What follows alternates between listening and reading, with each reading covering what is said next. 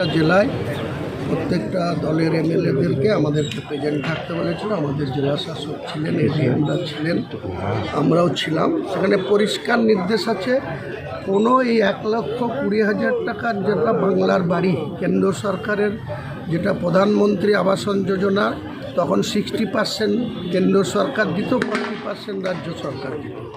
এই টাকাটা সম্পূর্ণ রাজ্য সরকার 3 বছর ধরে কোনো টাকা দিচ্ছে না কেন্দ্র সরকার।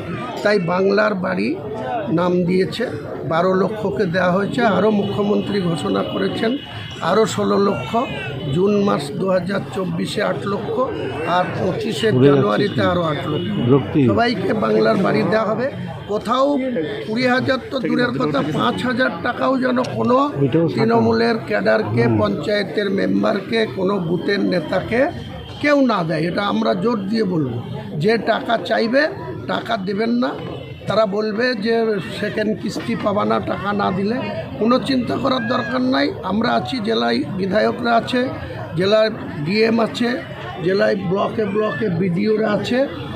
যে টাকা চাইবে তার বিরুদ্ধে সরাসরি কমপ্লেন করুক, আমরা দল ব্যবস্থা নেবে, আমরাও ব্যবস্থা নেব। এই মহিলার বিরুদ্ধে ব্যবস্থা নেওয়া হবে? নিশ্চয়ই নেওয়া হবে। কেউ যদি টাকা চেয়ে থাকে, যদি প্রুফ পাওয়া যায়, ওই মহিলাকে উপযুক্ত শাস্তি দেওয়া হবে।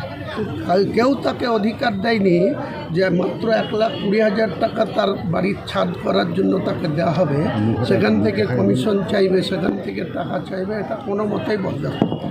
দাদা, একটা প্রশ্ন আছে। এই যে আব্বাস আলী হরিহরপাড়া থেকে ধরা পড়েছে,